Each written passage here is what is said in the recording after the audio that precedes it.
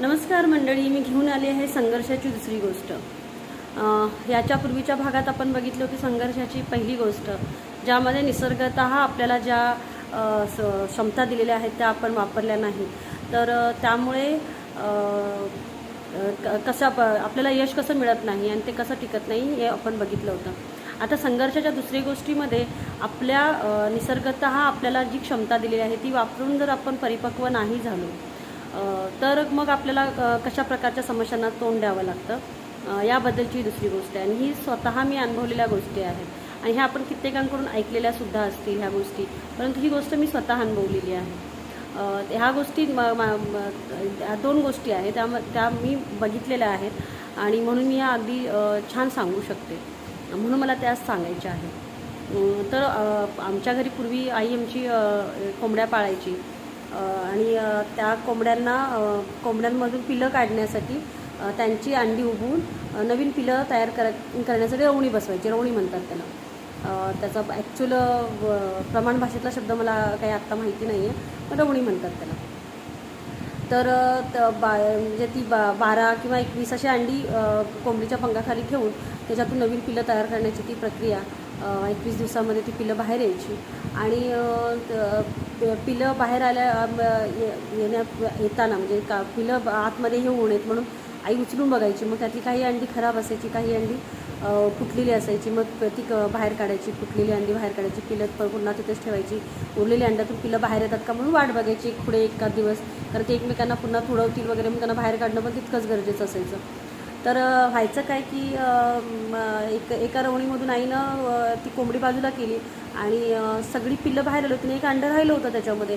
आता आईला वाटलं ते अंडं कदाचित खराब झालं असेल म्हणून ती टाकणार, पण त्यातून टकटक आवाज येत होता, म्हणजे त्याला अजून थोडा अवधी असावा, तो अवधी दिला गेला नाही। त्यामुळे काय झालं की आईला वाटलं की आता जिवंत असेल पिल्लू तर आपण ते फोडावं। आईने ते अंडं फोडल्यानंतर त्यातून पिल्लू बाहेर आलं, तर ते जिवंत होतं, म्हणजे त्याला थोडासा अजून अवधी होता आणि त्यापूर्वीच ते उचललं गेलं होतं कोंबडीला।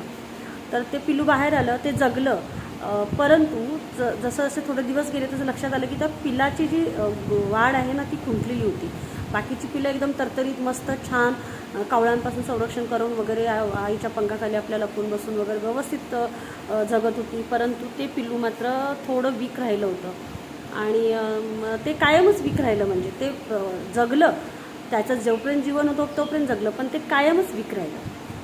म्हणजे त्याला जर त्यानं स्वतःची जर शक्ती वापरली असती तर आणि त्याच्यातून जर ते स्वतः टोच मारून जर ते बाहेर आलं असतं तर त्याच्या पंखांमध्ये निश्चितच चांगलं बळ राहिलं असतं आणि इतर पिलांसारखं ते सुद्धा स्ट्रॉंग झालं असतं, चांगलं जगलं असतं आयुष्य।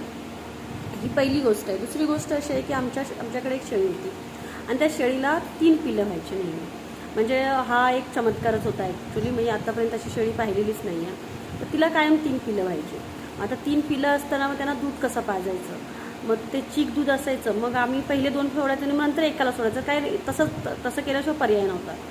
तर मग आम्ही पहिले 2 सोडायचो आणि मग नंतर तिसरं सोडायचो, पण आता ती जी पहिली 2 सोडली जाते ती आपल्या ताकदीनं ते चीक दूध ओढून घ्यायची आणि ते तिसरं पिल्लू मात्र त्याच्यावर अन्याय व्हायचा। म्हणजे ते कोणावर अन्याय आम्ही नाही ठरवू शकायचो, तर ते व्हायचं, नॅचरली व्हायचं ती गोष्ट। आणि मग तिसऱ्या पिलाला जरी सोडलं तरी बहुतेक त्याला तितक्या प्रमाणात ते जे चीक दूध असायचं ते मिळायचं नाही आणि मग त्याची वाढ खुंटली जायची। काही दिवसानंतर आमच्या ते लक्षात यायचं की तिसऱ्या पिल्लाची वाढ खुंटलेली आहे आणि ती 2 पिल्लं छान तयार व्हायची आणि ते तिसरं पिल्लू मात्र कायम छोटं राहायचं। म्हणजे निसर्गतः ज्या गोष्टी अवेलेबल असतात त्या गोष्टी जर मिळाल्या, त्या घेतल्या तर म्हणजे ही गोष्ट आपल्या आहाराला सुद्धा लागू होते। निसर्गतः ज्या गोष्टी आपल्याला मिळतात त्या नॅचरली आपल्याला तेवढ्या प्रमाणात मिळाल्या पाहिजेत, जेणेकरून आपली जी नॅचरल ग्रोथ असते ती व्यवस्थित होऊ शकते। म्हणजे आपला जो संघर्ष आहे, आपल्याला जन्माला येतानाचापासूनचा जो संघर्ष आहे तो सुद्धा नैसर्गिकरित्या तो कसा असला पाहिजे, तेव्हाच आपण स्ट्रॉंगली उभे राहतो। आपल्याला जर सगळ्या गोष्टी इझिली मिळाल्या तर आपण आपली क्षमता तपासू शकत नाही। असं म्हणतात की म्हणजे पक्षाला जर उडायला शिकवायचं असेल तर त्याच्या पायाखालची फांदी तोडावी लागते। म्हणजे ही गोष्ट सांगण्याच्या मागचं कारण आहे की आपल्या मुलांच्या बाबतीत आपण ही चूक करतो बऱ्याचदा, की आपल्याला जे मिळालं नाही ते आपण आपल्या मुलांना देण्याचा प्रयत्न करतो। निश्चित त्यांना पुढचा दाखवलं पाहिजे, पुढचा टप्पा दाखवला पाहिजे आयुष्याचा, म्हणजे आपण जे अनुभवलं तिथंच त्यांना ठेवलं पाहिजे असं अजिबात नाही। त्यांना त्याचं पुढचं आयुष्य, पुढचा विकास सगळं दाखवलं पाहिजे। पण त्या दाखवण्यापूर्वी त्याला त्याचा संघर्ष करण्याची जी वृत्ती आहे ती मात्र डेव्हलप झाली पाहिजे त्याच्यामध्ये.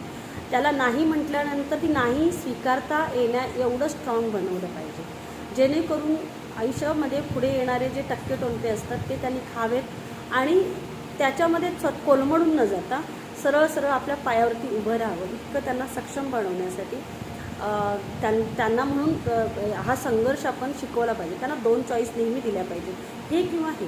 आणि मग अजून लहान मुलं असतात तेव्हा त्यांना कळत नाही की कुठलं चॉईस करायचं ते किंवा आपल्याला काय हवं आहे ते हट्ट करतात.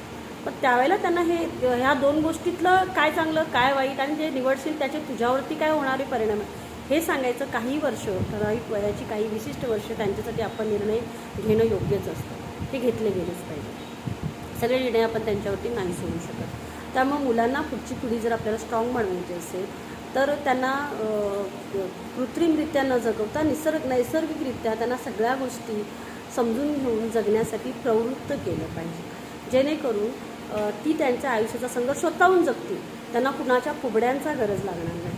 आणि प्रत्येक माणसासाठी ॲक्च्युली ही गोष्ट लागू पडते की आपण जेव्हा कम्फर्ट झोनमध्ये जातो तेव्हा आपलं नैसर्गिक जगणं आपण विसरून जातो आणि आपण त्या कृत्रिम जगाचा भाग होऊन जगतो. तर तसं न करता आपला कम्फर्ट झोन मध्ये तोडला पाहिजे, स्वतःच तोडला पाहिजेत आणि जीवन जगण्यासाठी प्रेरित झालं पाहिजे आणि हे जीवन आनंदाने जगलं पाहिजे. तर या 2 गोष्टी तुम्हाला निश्चितच आवडल्या असतील. मी शब्दताज तुळसा आज या 2 गोष्टी घेऊन आले होते तुमच्यासाठी संघर्षाच्या दुसऱ्या कथेमध्ये. तर माझ्या चॅनेलला तुम्हाला या कथा आवडतीलच आणि काही जणांनी अनुभवलेही असतील. तर माझ्या चॅनेलला लाईक आणि सबस्क्राईब करा. धन्यवाद. थँक्यू.